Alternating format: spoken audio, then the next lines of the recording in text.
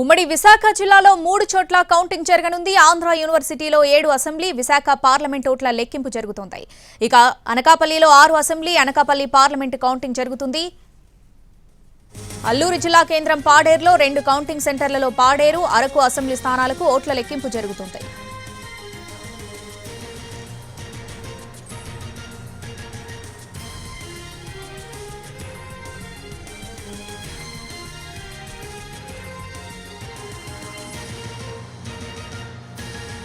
Visakha counting విధుల్లో 900 మందికి పైగా సిబ్బంది పాల్గొంటున్నారు. 28 హాళ్లలో కౌంటింగ్ కొనసాగనుంది. విశాఖ పశ్చిమంలో 16 రౌండ్లు, భీమిలిలో 26 రౌండ్లలో ఫలితం తేలనుంది. పోస్టల్ బ్యాలెట్ ఓట్లను అభ్యర్థుల సమక్షంలో స్ట్రాంగ్ రూమ్లకు తరలించారు. విశాఖలో పార్లమెంటు అభ్యర్థులకు 22,819 పోస్టల్ ఓట్లు నమోదయ్యాయి.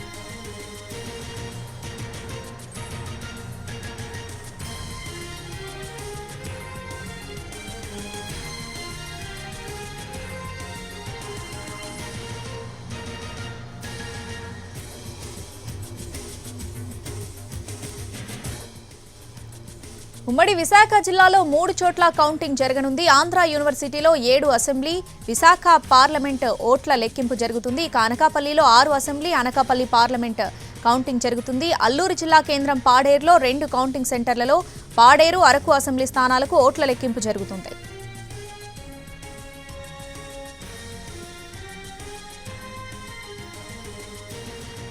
విశాఖ కౌంటింగ్ విధుల్లో 900 మందికి పైగా సిబ్బంది పాల్గొంటున్నారు.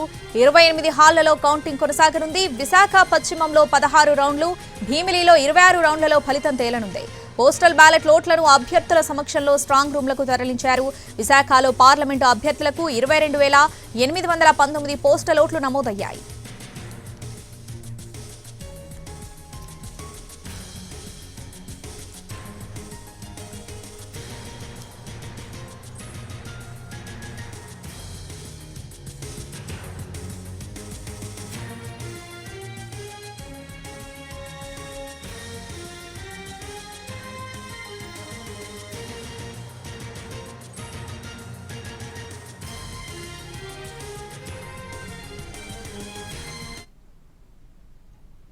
రైట్, రేపు జరగబోయే కౌంటింగ్ కు సంబంధించి కౌంటింగ్ కేంద్రాల దగ్గర భద్రత ఏర్పాట్లు చేశారు. వీటికి సంబంధించి పూర్తి అప్డేట్స్ అందించడానికి మా ప్రతినిధులు లైవ్ లో సిద్ధంగా ఉన్నారు. ముందుగా విశాఖ నుంచి రవి, అలాగే కడప నుంచి రమేష్, అలాగే గుంటూరు నుంచి కృష్ణ అందుబాటులో ఉన్నారు. ముందుగా విశాఖ వెళ్దాం. రవి, అక్కడ విశాఖలో కౌంటింగ్ కేంద్రం దగ్గర ఎటువంటి ఏర్పాట్లు చేశారు? డీటెయిల్స్ ఏంటి?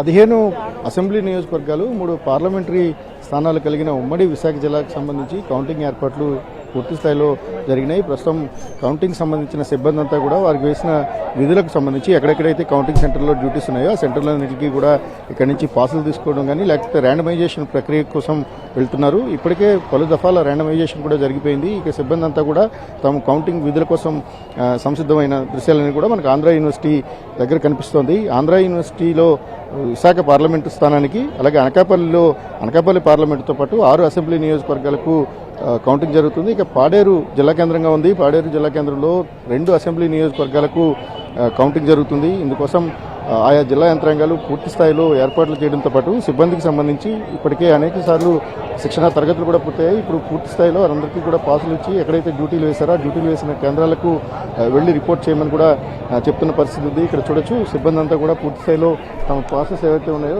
కౌంటింగ్ పాసెస్ అన్నింటినీ కూడా కలెక్ట్ చేసుకుని ఇక్కడి నుంచి వెళ్తున్నారు. వీరంతా కూడా సూపర్వైజర్లతో పాటు అబ్జర్వర్లు, మైక్రో అబ్జర్వర్లతో పాటు 900 మందికి పైగా సిబ్బంది ఈ కౌంటింగ్ విధుల్లో పాల్గొంటున్నారు.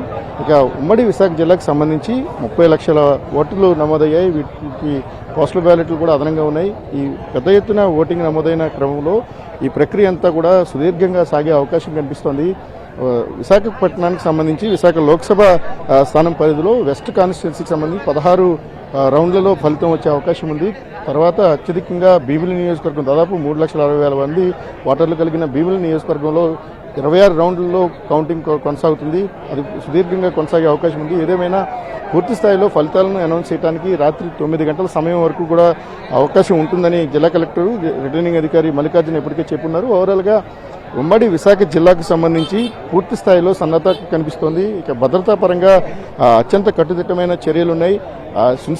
చాలా సున్నితమైన ఏరియా విశాఖపట్నం లాంటి ప్రాంతంలో నిఘా కానీ లేకపోతే నియంత్రణకు సంబంధించి కానీ ఎవరైనా అలజడులు సృష్టించే అవకాశం ఉందన్న సమాచారాల నేపథ్యంలో పోలీసు యంత్రాంగం పూర్తి స్థాయిలో సన్నద్ధమై ఉంది. ఇప్పటికే ఉన్న బలగాలకు అదనంగా పారామిలిటరీ బలగాలతో పాటు ఇక అదనపు ఏపీఎస్పీ బలగాలను కూడా ఇప్పటికే సిటీకి రప్పించారు. నగరం అంతా కూడా సీసీ కెమెరా సర్వేలెన్స్తో పాటు కేంద్ర బలగాల నిఘా నియంత్రణలో కొనసాగుతోంది. పూర్తి స్థాయిలో భద్రతకు సంబంధించి ఎటువంటి డోకా లేకుండా కౌంటింగ్ ప్రక్రియను పూర్తి చేస్తామని చెప్తున్నారు. ఇప్పటికే డ్రై డేని అనౌన్స్ చేయడంతో పాటు ఏదైతే ఆంధ్ర యూనివర్సిటీ ఇంజనీరింగ్ కాలేజ్ ప్రాంగణం నుంచి 2 కిలోమీటర్ల పరిధిని రెడ్ జోన్గా అనౌన్స్ చేశారు. ఇక్కడ ఎటువంటి డ్రోన్లు కానీ బెలూన్స్ కానీ ఎగరేయడం పైన ఆంక్షలు ఉన్నాయి. 4 అంచెల భద్రత కొనసాగుతోంది. ఇక్కడ భద్రత కౌంటింగ్ వచ్చే సిబ్బంది కావచ్చు లేకపోతే ఆయా అభ్యర్థుల మీద కూడా పూర్తి స్థాయిలో నిఘా కొనసాగుతున్న పరిస్థితి ఉంది. ఇక సెన్సిటివ్ జోన్స్గా ఉన్న 91 ప్రాంతాలను ఇప్పటికే సమస్యాత్మక ప్రాంతాలుగా గుర్తించారు. కౌంటింగ్ తర్వాత కూడా 3-4 రోజుల పాటు అక్కడ నిఘా కొనసాగబోతోంది. ఓవరాల్గా వందలాది మంది పోలీసులు భద్రతా విధుల్లో ఉన్నారు. ఎటువంటి అవాంఛనీయ సంఘటనలు జరగకుండా పూర్తి స్థాయిలో చర్యలు తీసుకుంటున్నారు.